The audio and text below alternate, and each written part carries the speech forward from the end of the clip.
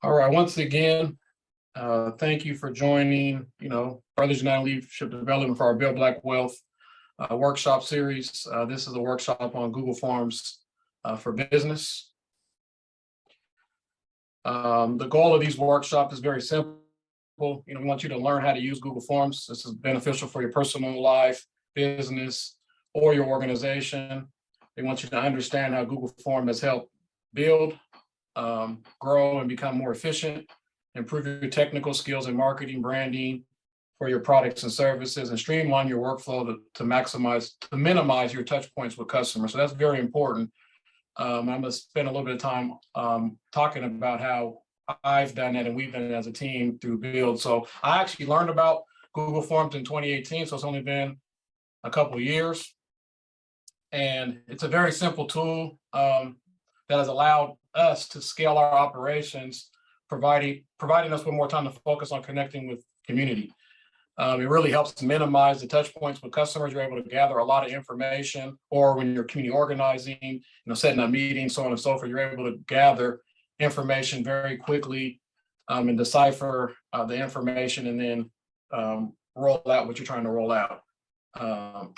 So once again, the goal of this workshop is to provide free resources that have helped us grow and share knowledge to help others grow as well. So some of the things that we have used this for, and some of you guys who have interacted with us have probably used on the back end from the customer side and may not even know that you have used it, but our event registrations, volunteer coordination, vendor registration, risk waivers, media release. So when we have people come in and do podcasts, we're able to schedule them for dates and times, but we're also able to have the media release equipment rentals. So we do a lot of rentals and so on and so forth. And so we were able to do a lot of intake for that, getting the dates, times, locations, what folks' budgets are, what they're looking to get, just all that information right up front without having to go back and forth. And like I talked about, community organizing, when we have meetings and get-togethers, or if we did like a retreat, we're able to put dates in there. People can select the dates and times that work best for them. When we're ordering shirts for the team, people are able to select what size shirts they want, what colors they want, and we can, keep things going. So I talked about the goals. Let's go. So what is Google Forms? Google Forms is for making easy collection of information for your business, personal life, and your organization. You can get information from your customers, create surveys and quizzes to gather other data. It's easy to use. It's a powerful tool, and once again, it's free. All you need is a Gmail account. So you can have folks RSVP, complicated surveys. There's all different types of things, and we'll get into some other things where you can do add-ons and so on and so forth. Google Form already has dozens of templates, so when you get in there, you can type in the things that you're trying to do, and it'll already give you things that are structured out that you can adjust and tailor to what your needs are, or you can create your own from scratch.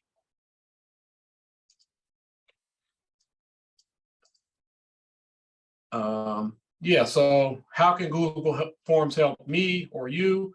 If you run a business, run an organization, you should definitely be using Google Forms for your marketing, operations, and internal purposes. I spoke about that a little bit earlier, some of the ways that Build has used this. But even if you're organizing like a family reunion or anything like that, this is a great tool to be able to gather information from a lot of people without all the back and forth and a bunch of touch points. It really streamlines your communication and minimizes those touch points while you're getting efficient information to move things forward. Let's see, where does Google Forms? Yeah, so it's an online. What is it? It's an online software. It's free through Google. As long as if it's a personal account, you can definitely use it for free. If you sign up as a business, there's going to be a cost to it. But overall, if you're starting up and getting things going, even as you're ramping up your business, just get the free account and use the resource for free. All right, so let's create a form, and Michelle's going to walk you through some of the steps that we have for the Google form. So I'm going to stop sharing now, and Michelle's going to share her screen and walk you guys through on actually creating the form. Like I said, if you have any questions while we're walking through this, go ahead and drop them in the chat.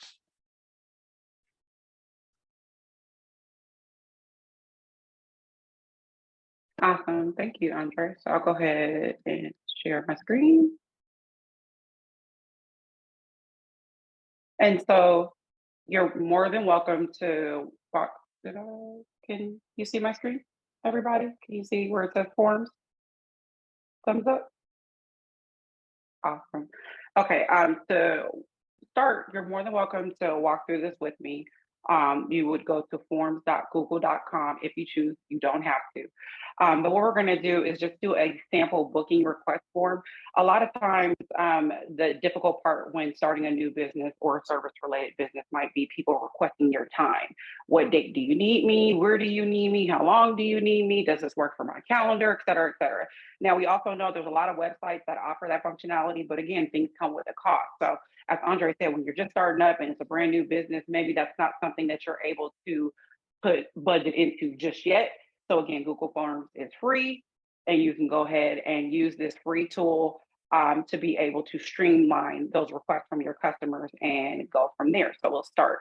So when you go to forms.google.com, excuse me, you'll come to start a new form. And as Andre said, they give you a whole bunch of templates. So when time permits, you can go through their template gallery, but they probably have, if you're looking for a very basic form, registration, et cetera, they probably have it in there. And then some of the steps that I'll walk through today are ways that you can make it yours, make it, look like your branding, add the questions that you want, remove questions that don't work for you. So you would say, start a blank form. And I'm going to click to a new tab so you can kind of see when you come to your first form, you'll be able to change the title of what you want to call your form. So for this one, we're going to do sample booking request form. And then at the top, you're able to put a header, same thing, call it what you want, make it yours. And then this part is where you kind of explain to your customer or your client what the purpose of this form is. So for this sample, we're going to say, hey, I'm a DJ. I know we got one on here, DJ Mr. Nice Guy, Guy David. So you tell them, hey, thank you for your interest in our services. Make your selections below. We'll go ahead and add questions that aid to the services they're going to request. So again, real simple. Don't feel like you have to take copious notes. We'll provide all of this in a PDF once I'm done. But if you are a note taker, feel free to take notes or ask questions in the chat. So the first thing you want to do is, I want to know who's requesting my time. Google Forms is very easy. You would click on the plus, and the plus is going to tell you, hey, you want to add a question. Most common question is, what's your name? Who are you? Do you want their first and last name? So you would type in name, and usually I'll put first and last. Excuse me. What Google did is that it's going to change it to be text. It knows that you're not asking somebody to make a selection, that you're not asking them to choose a checkbox, that you're asking them to input a text. So Google changed it and said, hey, I just need a short answer from the person. You just need their name first and last. You can also say, does this information need to be required? If you say it's not required, then somebody can skip past the question on your form. If you say it's required, they won't be able to move on to the next question until they answer it. So the next question we'll ask, very simple. Usually you want people's emails. So you go ahead and put that, and they can put whatever their email is. And that is phone number. Same thing, Google knows that it's a short text answer. So we'll go ahead and put phone number and move on to the next question. Now, a lot of times if you're doing a service request, so to say, for instance, with the DJ, it's like, hey, where do I need to show up at? Where do you need to see me? What time do I need to be there? So you might put in here, what's the event address? Google knows that it's short answer text, but maybe you need the event address in a certain way. So for each question, it offers you to put a description. So you can say description, and I might say, for example, put the address in 1234 Main Street, move down so that's not blocking it, Seattle, Washington, 98118. And so what that's telling your client or your customer is, please input your information in this specific way. And that helps you when you're getting your information on the back end. You receive it how you need to receive it, because oftentimes maybe you need to transfer this to somewhere else.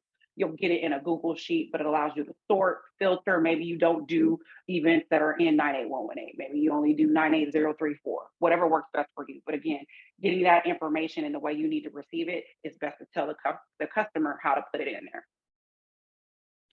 Another big thing for people might be date. When do you need me to be there?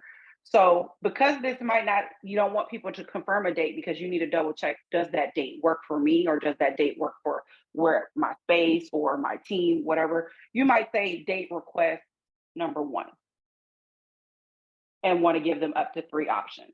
And so again, let's use the description that says, hey, input your first choice for our services. This lets the customer or client know, hey, you're telling me what your first option is. This is not a guarantee that you'll be available, but we can add multiples. You can do a date request number 2, number 3, so on, however many you want. But you're telling them, hey, let me know when you would like for me to be available. And then we can circle back and say, am I available? And you can confirm via email, so on and so on. So Google does allow for a date and time picker. You can ask them just to put the date. You can also include the time, include the year on this as well. So they can say, hey, I want you to show up October 1st at 10 a.m. And then you could also do this for date request number 3, date request number 4, so on and so on, whatever works for you. So another thing we often see in business too is that you need people to agree to something. Maybe as a DJ, you might say, hey, look, I have a minimum of 2 hours, and for those 2 hours, you're going to pay X amount. So you might put in here, do you agree to a 2-hour minimum at a rate of, let's say, $100 per hour? I don't know what the going rate is for a DJ, so I'm just guessing that might be too high, too low. I don't know. And what Google will do is suggest and say, hey, what options do you want to put for your client or your customer? Yes, no, or maybe. In this situation, this is a yes or no answer. So we're going to say put yes and put no. Now, if they say no, you'll get that response back and it'll be like, well, this ain't the client for me. They're not willing to agree to my minimum price or, the time that I need for this to be worth my while as an entrepreneur. So I'm not going to take this. And then you can respond to them and say, hey, thank you for emailing me. Unfortunately, we're not able to do the date you requested because you're not willing to agree to the minimum, so on and so on.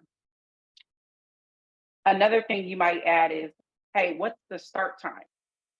And you can just do, hey, put a time and say, please list expected arrival time. And then people will be able to put their time in. But these are just basic questions that you can add. Google will also allow you to put questions to allow people to choose a scale. A lot of the things that we use it for are, hey, for a survey after a workshop, which you guys will see. How did you feel on a scale of 1 to 5? Did this make you feel good? Did this make you feel bad? Did you learn a little? Did you learn a lot? There are so many options for what you can do with Google Forms. And as you take the time to start walking through it, you'll become more comfortable with the questions, style of questions, the information that you need to get from your customers, and start tailoring it to your business or your operations. But the biggest thing for me is I'm about branding. You guys have probably seen Build social media. We love to put out videos. We love to put out, different flat graphics because you want to make it yours. And when I look at this form, it looks real basic, real bland. And I'm a girl who likes color. So if I'm a DJ, I'm kind of like, I want you to see that this is about me. When you log into this form, I want you to see that, hey, I'm the DJ. This is who you would be getting. Here's my information. And it's kind of like, well, how do I do that? And that's where Google allows you to customize your theme. And so this is big for a lot of us. This is your brand. This is how you continue the theme of your brand, through everything you do. In your emails, you're putting your signatures on your website, you're going to put your logos, business cards. So Google allows you to do that as well. One thing you can do is put an image right at the top of your Google form. You can also customize the font if that matters to you. Some of us like certain fonts when we're doing things. But the biggest thing is, what does your header look like? And in the PDF that we'll also provide, I recommend that if you do not have Canva for your business, Canva offers a free subscription. You don't have to pay for it, and it gives you access to all kind of graphic and marketing tools. Please, please, please sign up for Canva. Canva does offer a way that you can create a header within their system, and that you can go ahead and add that. So when you click on choose image, Google offers a lot of images. They're just kind of canned images, but you can pick from any of these if you don't have an image yourself. But again, I love customization. I love it when we can use our own brand and you put your own spin on it. So you can upload your own. So I'm going to upload one that is specifically tailored to the DJ. And what you can see with the header is that I can put my picture, I can put my name. I'm DJ so-and-so now. And so I do events, I do parties, I do weddings. There's my email, my phone number, my DJ so-and-so on Twitter, Instagram, Facebook, all of that. You can make this your own. And another thing Google does is when I say done, it's going to add the pictures to the top of the form. It's going to start to pull in my colors as well. So if you notice, the background went from being a plain white to kind of like a soft gray. But if I'm like, I don't really like that, maybe I want this bar up here to be orange. It's looking at your graphic and saying what colors exist, and I can change it, and now the background's orange. Or from somebody who likes, maybe I want it to be red or blue. But whatever works for you, you can make it yours so that when your customers log in, I automatically know I'm trying to book DJ so-and-so. She's the hottest DJ in town in Seattle right now. It's who you want to book. But those are things, again, so you can carry your branding. And that is huge when it comes to having our own businesses and organizations, that you want to make sure that your branding and marketing is crisp and that you carry it through everything that you do. So before I move on from there, I'm going to pause right there. Does anyone have any questions? Are there any questions in the chat, André? No, somebody just said that there is a paid version of Canva, and we do have the paid version, and Michelle can elaborate on that more if she wants to.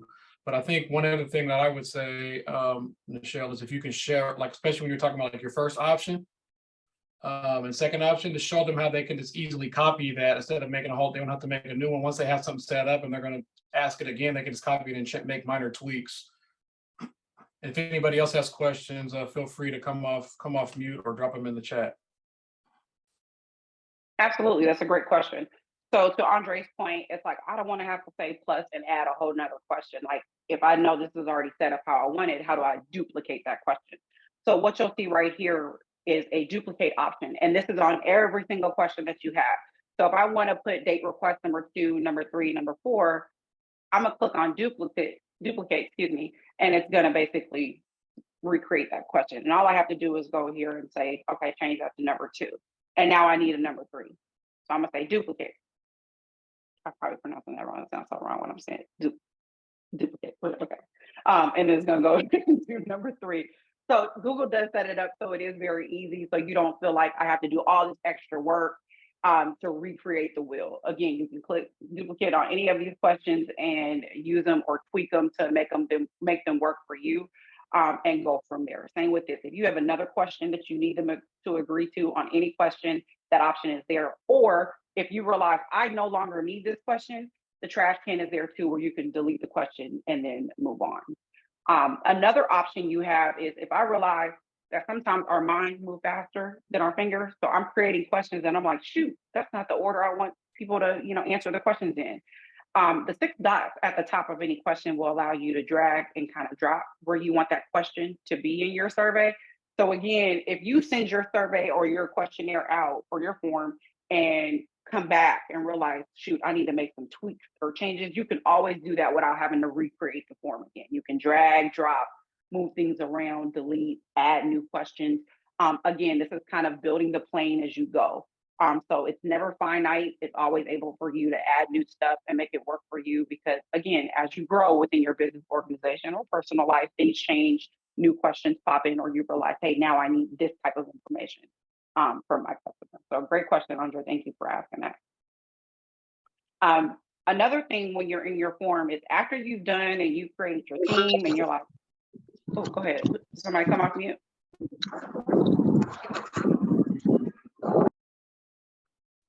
I think that might have been an accident. I just muted them. Oh. If you have a question, Okay. feel free to come off mute again, but it sounds like they're moving around or something.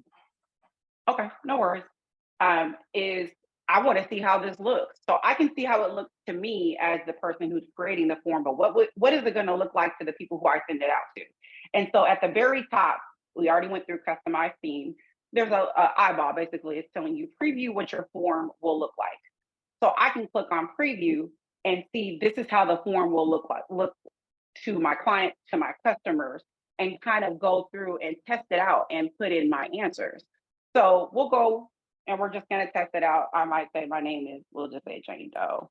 My email is info@bill206.com. Phone number 206. Event address. I'm just going to copy this and put it in there. And again, so now I'm down to my date request choices. Google will give the person a calendar chooser. So it makes it easy so nobody types in the date in the wrong format or how they need it. Scroll down, I'm gonna say October 12th at 10, excuse me, I'm making a mistake.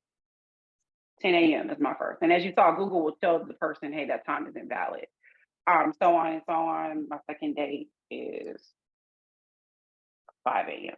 A DJ should not be available at that time, but this is just for, and next is 7 a.m. Okay. And then if I say, hey, I need you to arrive at 10 a.m. But as I'm doing it, I might realize, shoot, that question doesn't make sense if I have 3 date choices. So maybe that question is no longer needed. And again, this is the benefit of previewing something because you're walking through it saying, does this make sense? Because I want to make sure it makes sense to me as a business owner or organization owner before I send it out to my client. And then do you agree to the 2-hour minimum at a rate of $100 per hour? Yes. And then the last thing is you can say is submit. So what you see is the last thing a customer is going to see is your response has been reported. Well, that sounds very computerized, very canned. I want to make it, sound like, hey, I want to let them know what the next steps are. What are they going to see after I do this form or after they submit it to me? So we're going to go back to our form. And again, this is where we can come back and tweak. As I said, I'm like, this question doesn't make any sense. I'm going to take that off. Doesn't make any sense. It now tells me I have one response because I just tested it out. I filled it out. So that's the beauty about Google Forms is that as people fill it out, you're always going to see the responses. So we're going to come back to that. But what I want to go to is that final response under settings is where the confirmation message. What do your customers or clients see after they submit? And this is where you want to come and edit it because seeing your response has been recorded is very canned, very computerized. I want to be able to tell people, hey, thank you for your request. A member of our team will contact you if the date and times requested are available.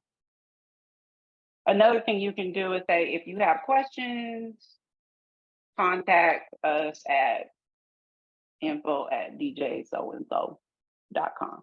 I'm just making that up. But you can tailor it. You can put whatever you want. You can put a phone number. You can tell them, hey, if you're ordering something, hey, your order is going to be received. We'll send another email out. We'll send the invoice out, or we'll let you know you're confirmed. Whatever your processes are, this is helpful information to your client or your customer, letting them know what the next steps are. There's nothing worse than being a client or customer and kind of being like, I submitted my form and what happens next. And one thing we said, a goal of this is to understand how you can reduce those touch points with your customers or clients, because you don't want to have to sit there and go back and forth with somebody, 5, 10, 12 times to get them the information that you probably could have given them in one quick email back after they submitted their form. So after you do that, you click save.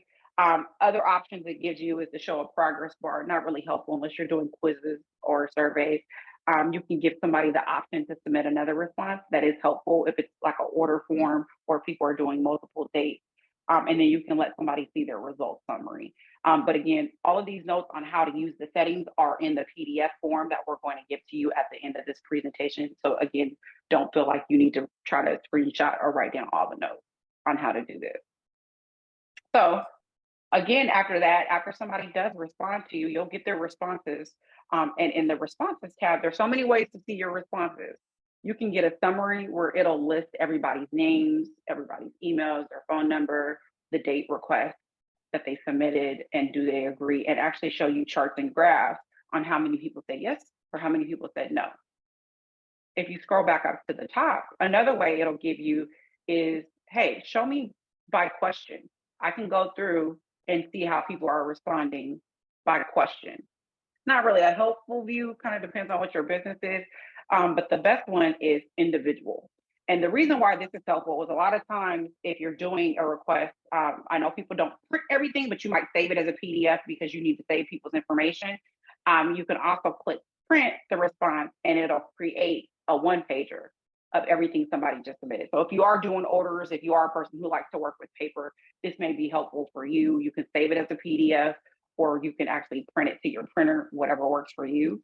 And the last option that Google gives you is to actually create a spreadsheet. So whether you know how to use Excel or Google Sheets or not, it is very simple. It puts all of your information into one place.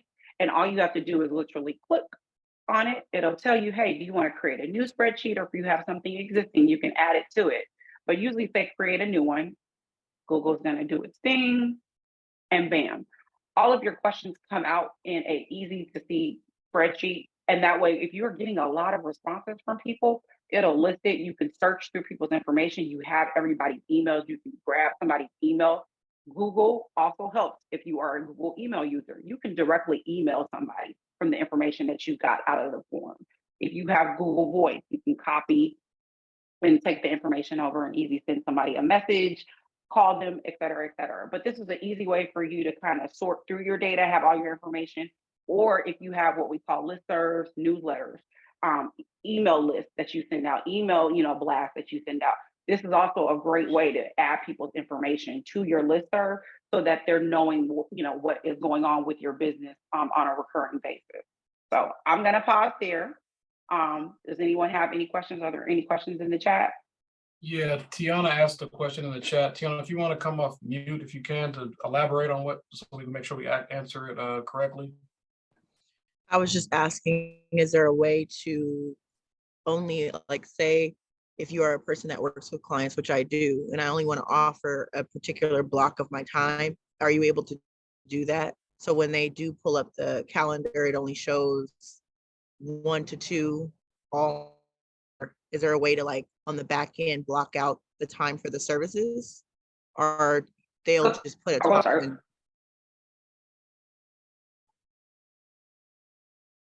Did I lose you? No, go ahead. She's waiting for you to respond, Jill. Oh, okay. No, and my apologies, I didn't mean to cut you off. So that is a great question. Unfortunately, Google does not offer the option for you to be able to sync it with your Google Calendar. While it makes all of the sense in the world, these are things too you can always give Google feedback on, because hopefully it is something that they implement in the future. But as of right now, Google Forms does not offer a way for it to connect with your calendar for free that I am aware of, where you can say, hey, I'm only available at this time. So to your point, that is kind of why with this form, it is like, hey, somebody would have to submit a request. And again, you would let them know this is just a request for time. There is no guaranteed in booking. And then you could follow up with them with a confirmation of, hey, your first option is available, or these options are available. Please confirm with your booking. But yeah, Google does not offer that at this time. Thank you. Something you can do, and somebody talked about Calendly is a really good app, but something you can do is you can, in the text, you can say that I'm available to meet on these days and these times. Please enter it in that. But even with that, you may have multiple people requesting the same time. So it just streamlines the intake process. And then you can reach back out and schedule folks. That's why you add, if you're doing something like that, you can ask them for the first, second, and third time, and hopefully it won't be an overlap. So that, I hope that answers your question. So there is ways that you can word or do a multiple choice. Hey, these dates, or like when we're booking podcasts, we may say these dates, or if we're doing a retreat, these are the dates and times that we're trying to do what we're trying to do. What date and time works best for you, or we're trying to have a meeting or whatever it is, instead of all the texting back and forth. It's really easy for everybody to just hop in and we pick the date that has the most. So you can set it up where it's not necessarily tied to your calendar, and people can like book specific times with your calendar, but you can limit the question or word the question in a way that will get you closer to what works best for you and your schedule. Exactly. So to Andre's point, yeah, you can change the question and say, well, you know what? I only want to give them these 4 or 5 options of time. So you can make it a multiple choice question where it says they have to pick one option, or a checkbox saying select the options that work for you, but at least you're able to kind of block it out to say, hey, I'm only giving them this amount of my time on these dates. And then they can kind of choose and you can work from there versus giving somebody like this wide area of time to pick from with the calendar. So there's ways to kind of get around what you want. But yeah, Google doesn't offer the option to say, oh, connect with my calendar, see where I'm available. Andre did mention another great tool, Calendly offers a free option so you can do 30-minute bookings. And it's very simple to connect with your Google Calendar. I would say if you haven't looked into it already, double check it. But yeah, that is another option. But good question. So there's another question, and Victor, if you mind coming off mute to explain exactly what you're looking for. Yes, I wanted to know if Google offered like conditional questions. So if a person checked like yes, for instance, other question will pop up. It'll only pop up if they checked yes. Great question. Great question. So conditional formatting, conditional responses, skip logic is what it's called that a lot of people use nowadays. Again, this is not something that Google has jumped in the game with as of yet, and it is because most of the time Google Forms is a free tool. It's a very basic tool. So no, skip logic is not available. And this is not to shoot everybody away from Google Forms. There is another tool called JotForm. JotForm does offer a free plan. I would encourage people to look into it. If you haven't, you don't have to pay for it off top. You get up to, I think it's 100 responses for 5 form per form for free.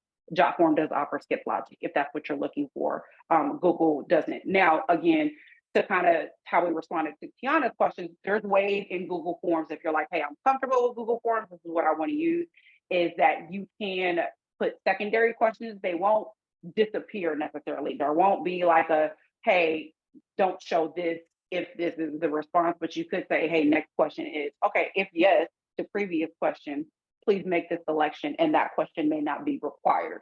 So that way it doesn't stop people from moving through your form if they don't respond to it, but then it lets people know from that previous question that they need to choose a response based on their previous answer. So does that help answer your question, Victor?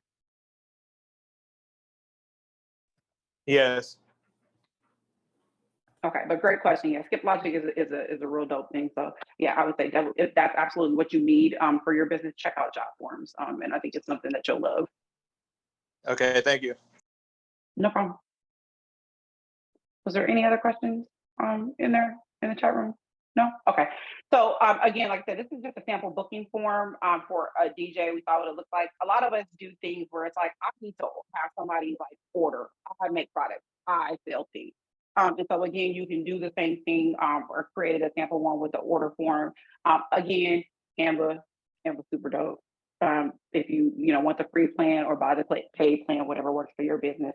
But again, make a header that works for you. Say I sell rose t-shirts. I like roses and I want the monthly t-shirts. So I'm selling that too. You can make an order request form. Again, asking people for the same information, email, shipping address, t-shirt options, sizes, et cetera, et cetera. And then when they submit it, you can change your response and tell them, hey, next step is I'll send you an invoice, I'll send you a Cash App link, whatever works for you is that you can make it yours. But the goal with Google Forms is a free option for people who are just starting out, smaller businesses, to make it yours. It is not meant to be the answer to everything, the end all to be all, but it is a great way to get your business off the ground, to connect with your customers, even something as simple as provide me your name, your email, your phone number, so I can reach out to you and connect with you via social media, via email, via our newsletters. So that's it. Like I said, there are so many templates. We're going to send you a PDF. So again, if you were not able to take notes or didn't feel like you captured everything that we walked through just with this basic example, we're going to send it out to you so you can kind of walk through step by step at your own pace. And do not hesitate to reach out to us if you have questions.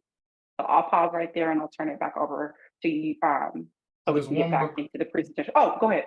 I'm sorry. One more question in the chat. I don't know if you can see it, but it asks about the images in the header. Hold on.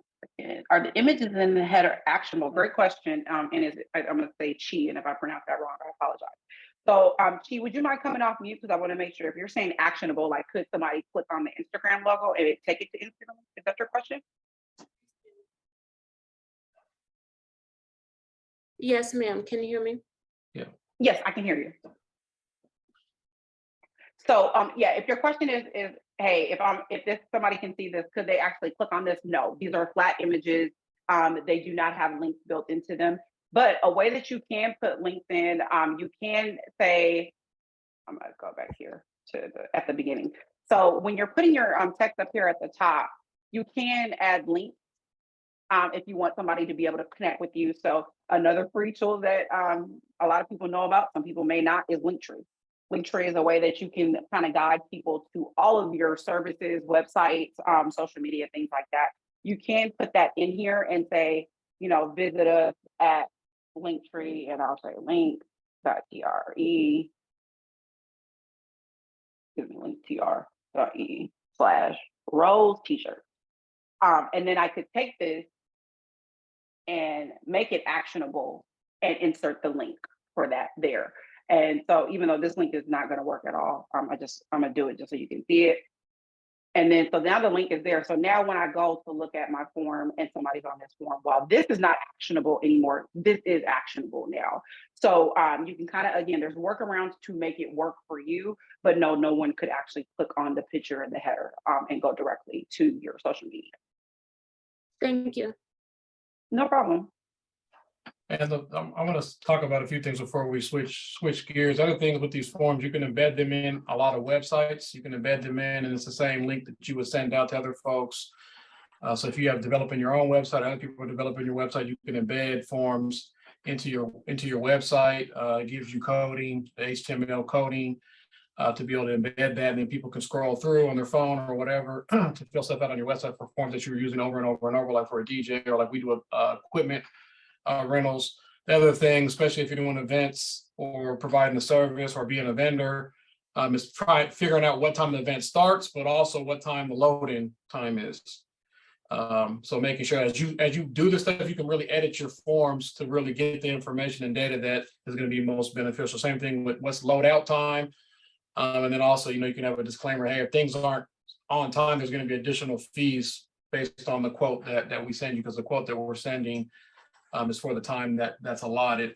Also, there's a functionality where you can copy the whole form. So if you're doing similar types of things, you can copy the whole form and make minor edits, like the response. And that's another place where you could put like your website or an email address. Hey, thanks for booking with us, or thanks for thinking about us, or thanks for signing up to be a vendor. If you have additional questions, check us out here, or email us here, or check out our website, and so on and so forth. But those are really ways to minimize like I said, streamline your workflow. Instead of having to create a form for everything, you can just duplicate. If it's similar, it's a new product. Okay, I got shirts. Okay, now I'm doing sweats. You can just copy the one for shirts and just change it to whatever it is, and it's the same information. You don't got to change the response message or any of those things. What else did I put down here? Yeah, I see Victor's question. I wanted to answer his question, Andre. Victor, if you're asking how can I put this into a QR code, which we all know, like, hey, those are the easiest way. When you click on send, it will give you a link, and you can usually shorten the URL. So you can copy that and paste it into any QR code maker. Again, Canva offers the ability to create QR codes, so you can add them to your headers or add them to like your flyers, things like that. But yeah, it will create a link that you can easily paste into any QR code creator and go from there. Okay, sorry about that. And then, this is kind of jumping ahead, but we're definitely going to be offering workshops, because we talked about Google Sheets and Google Voice and some other things. So we're definitely doing some workshops around those to dive deeper into the functionality of those, especially around budgeting. Those are, Google Sheets has a lot of templates and tools where people can do personal budget, business budgets, and so on and so forth. So we'll definitely be doing some workshops around that at a later date. And then talking about other tools that we use, like Google Voice, which is a free app where you can text and call. So if you guys receive text reminders in that, we're not paying for that service. That's all part of Google. It's a Google Voice number. You can get an app and it'll call the app, so on and so forth. So we'll have workshops. So just keep an eye out. And now that we got your guys' contact information through this process, we're able to reach out to you guys and let you guys know about opportunities and other things that we're doing in community. So I will share my screen again. Second.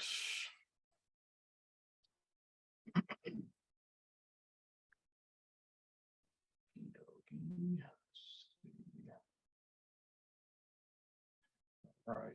So Michelle is letting me know. I'll drive for you on the back end. It's showing the presenter view. Let's see. You say use slideshow at the top. No worries. Let's see.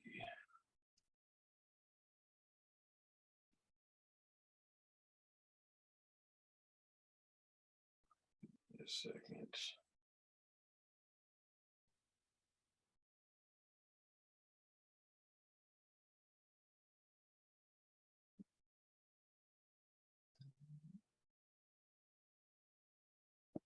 Cool. How about now? All good. Yep, all good. Okay. So a lot of people say, well, what else can I do with Google Forms just besides create a form? So Google does have other functionality, both free and paid, that you can add into your form. And so it's called add-ons. So again, don't feel like you got to take copious notes. This will all be in the PDF. But when you're in the form, understand you might have seen a little puzzle piece that says add-ons. And so what it does, it adds a lot of functionality to the core product. You can do so many things. It's a whole marketplace of different things that are offered. And so what we want to do is walk through some of the things that Build uses as add-ons that definitely help kind of make our forms that we use more robust. So click on the menu icon, click on the puzzle piece that says add-ons, and then it'll walk you through. So we'll go ahead and go to the next one. So one of the things that we've used before or that you can use is Form Publisher. So the thing is, a lot of people don't pay for a full account with Adobe, but PDFs are life. We see them everywhere when you're posting flyers, getting things off websites. A lot of people don't want to pay for an Adobe subscription because Adobe's not cheap. Even though Adobe Reader is free, to create a PDF has a cost to it. So Google offers Form Publisher, which will allow you to take your form and generate a PDF. And so what it does is that after you receive orders from people, if you're selling a product or a service, and again, you're a person who's like, hey, I want a paper to either save the PDF or I need to transfer this to somewhere else or print it, whatever works for you. It'll allow you to export the individual printout of the form to a PDF, and you can send that to somebody via email. Maybe it's not just you, maybe you have a team of people who work with you. You need to send this to somebody, or maybe you work with somebody offshore who helps with your products or services, and you need to, for them to see what you're receiving. But this is a great add-on for sending invoices, quotes, professional documents. Again, it just adds that kind of professional pizzazz to your organization, to your business, without having to pay the cost of having Adobe. Okay. The next one that we have is email add-ons. If you want to go to the next slide, Dre. Awesome. So email notifications for forms. A lot of times people will fill out your form and you're in the back of your mind, you're thinking, well, did somebody fill it out? I didn't get a notification. There is a baseline notification within the form. And again, we put those instructions in the PDF you'll receive on how to just get notified that somebody has filled out your form. But what if it's more than you? Again, a lot of times for our businesses, it might just be you doing everything, but a lot of times you might have some other people who are helping you. And this way is how we work within Build, because we have a lot of projects and initiatives going on where everybody can get notified, or I need to let certain people know, hey, somebody filled out this form, so there's an action item. You need to respond to them. So within the add-ons, you can search for email notifications for Google Forms or for forms. And what it does, it asks you a few questions. There's like 3 steps to configure it. You can tell them you want to have a name that comes to your email. So you can say, hey, form name. It might be order form, new response submitted. And then I can tell it, well, who do I want it to go to? I want it to go to me, the manager. I want it to go to somebody who might be over the delivery, or the person who might be out in the field for my business. And I also want the person who did it to get a copy of their response. So again, it adds a workflow that for free that you don't have to pay for into your Google Forms. And again, this is to help add efficiency to your business or your organization. So I would say if it's more than you within your business or your organization, use this to collaborate. This is going to, again, reduce touch points so that you're not sending secondary emails to people after you receive your form. Go ahead and it'll actually do it for you. And then the last one I want to talk about, you can go to the next slide, Andre, is AppCheat. Really, really, really cool add-on for Google Forms. A lot of times, everybody's on their phone 24/7. What's the easiest way to fill out my form is, hey, do it right for your form. To Victor's question, QR code, scan this, let it take you, directly to my form. But it costs money to make mobile apps. And some of these app creating softwares can range up to like hundreds of dollars to thousands of dollars, or you got to pay for like it to be a website add-on. So AppSheet allows you to like turn your form directly into a mobile app that you can deploy to your team or your customers. So if you're somebody where you're like, I go to a lot of festivals and fairs, I do a lot of tabling, pop-up shops, things like this. This is going to be a really good tool for you because again, you could do it, show people how they can do it from their form, and boom, you have somebody able to respond right then and there to the information you need for your business without having to make sure you're on Wi-Fi because they can use their cell service, and then you can pull in the information and do what you need to do with it. So again, the three things that are showing you that either we've used and build, I've used personally, for my own personal work, own personal businesses, things like that. They are completely free. There is no cost involved. But as you walk through the Google Marketplace, there's so many more other tools and options that you can use. So feel free to kind of get your, dip your toe in the water, figure out what's out there and figure out what works for you. And then again, it's just remember, there's so many ways to maximize your time with Google Forms. I know it sounds very simplistic how we're walking through it, but don't let it go over your head that if you need to hire people, you can create a job application in Google Forms. Like we said, newsletter sign up. If you're doing a survey because you've received a grant and now I need to get data from my community or the people I'm working with, use it for that. Registrations, scheduling requests. If you're a for-profit business, quote, services, booking forms, ordering forms for food or catering, clothing, inventory management. If you're doing events, like I said, registration, participation waivers, and application surveys. If you're doing a distribution and you need people to sign up who's going to show up, things like that. There's so many options. It's kind of endless. You can, understand how you make it work for you, but don't let it go over your head. This is a very robust free tool. And if you take the time to learn it, it is going to be beneficial to you in some way, somehow.